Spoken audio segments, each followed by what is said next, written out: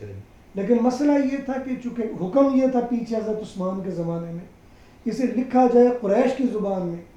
اور قریش کی عادت یہ کہ الف کا استعمال ان کے ہاں بہت کم تھا، اس لیے یہ ملک یوم الدین لکھتے ہیں لیکن پڑھتے مالک یوم الدین ہے۔ نتیجہ یہ کہ وہ قرات وہی چلتی چلی آئی۔ اسی طرح اور کئی الفاظ ہیں، یخادعون اللہ والذین آمنوا وما یخادعون الا انفسهم، بعض قراء پڑھتے ہیں بعض وما یخدعون، لیکن لکھنے میں دونوں الف کے بغیر تھے۔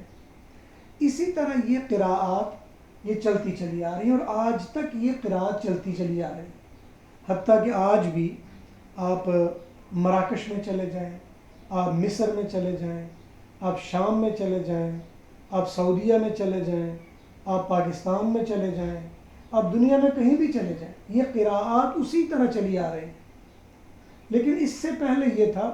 کہ یہ لکھنے میں اس طرح نہیں تھا۔ ہم نے خود جب پڑھی ہے تو طریقہ یہ ہوتا تھا، ہمارے قراء نے،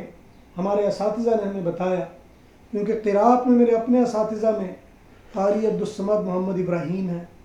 اسی طرح میرے اس اساتذہ میں قاری حسن شاہ صاحب رحمۃ اللہ علیہ ہیں، اسی طرح میرے اساتذہ میں قاری اظہار احمد تھانوی رحمۃ اللہ علیہ، یہ وہ بڑے بڑے اساتین ہیں جو قراءت میں نام ہیں، اور ان سے جب میں نے سبع عشرہ یہ ساری پڑھی تو ہمارے زمانے تک یہ طریقہ تھا کہ ہر لفظ کے ساتھ ایک قاری کا نام لکھ دیا جاتا تھا، اور نام بھی نہیں بلکہ ہر قاری کے لیے ایک لفظ الاٹ کیا ہوا ہے۔ الف جب لکھیں گے تو اس سے مراد امام نافع ہوگا، بے لکھیں گے تو اس سے مراد قالون ہوگا، اور جیم جب لکھیں گے تو اس سے مراد ورش ہوگا۔ تو یہ طے ہے، اور یہ تمام قراء جب بھی آپ پڑھتے ہیں تو یہی طے ہے، پوری دنیا میں یہ پیٹرن چلتا ہے، ایسا نہیں ہے کہ یہ کہیں چلے کہیں نہیں، یہ ہر جگہ پہ ہے۔ بلکہ میں اپنے ساتھ ایک قرآن لے کے بھی آیا تھا، میں نے کہا میں آپ کو دکھا بھی دوں گا کہ یہ پیٹرن پوری دنیا میں چلتا ہے۔ ہوا یہ ہے کہ اب سے کوئی 40-50 سال پہلے بعض حضرات نے، پبلشر لوگ، انہوں نے یہ کاوش شروع کی کہ بجائے قرات پڑھنے کے دوران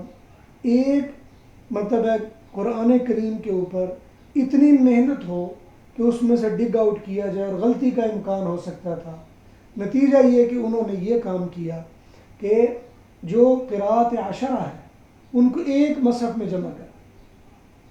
اور ایک مصحف میں وہ قرآن جمع ہو، وہ چھپ کے مارکیٹ میں آ گئے۔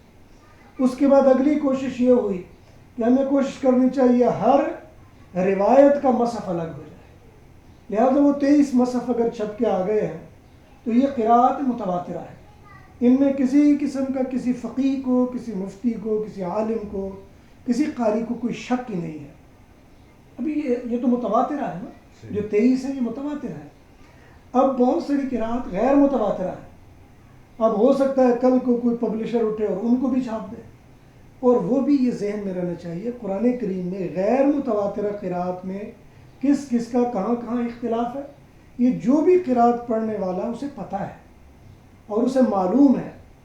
اور اس کے بارے میں کوئی ایسا ڈاؤٹ نہیں ہے کہ ہم کہیں جی یہ کوئی نئی چیز آ گئی ہے، کوئی نئی بات ہو گئی ہے۔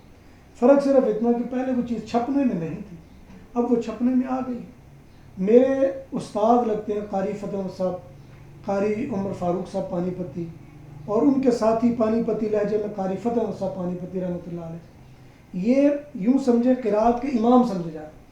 اور قراءت کی کتابیں لکھی ہیں، اور ان کے شاگردوں نے یہ کیا کہ ایک آسانی کے لیے ایک قراءت کو ایک کتابچے میں جمع کر دی، یعنی مصحف کی بجائے کتابچے میں جمع کر دی۔ یہ بھی میں آپ کے لیے لے کے آیا تھا تاکہ میں دکھا سکوں اس کی تصویر، اور چھوٹے چھوٹے کتابچوں میں ایک قراءت جمع کر دی، صرف ان الفاظ کو جمع کر دیا، یہاں یہ ہے، یہاں یہ ہے، یہاں بس اس طرح سے۔ اور قاری فتح صاحب پانی پتی رحمۃ اللہ علیہ یا قاری عمر فاروق پانی پتی جو میرے اساتذہ میں ہیں، ان سے جب یہ قراءت پڑھی ہیں، اور یہ قراءت ان کے زمانے سے اسی طرح منتقل ہوتی چلی آئی ہے،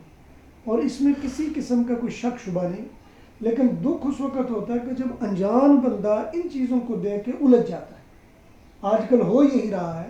کہ جب وہ مصحف نیا چھپ کے آیا اور اس پر نشانی لگا لی ہے، دیکھو جی یہ حرف بدلا ہوا ہے، حالانکہ حرف بدلا ہوا نہیں، انہوں نے تو لکھ دیا کہ امام ورش کی قراءت ہے، یا امام قالون کی قراءت ہے،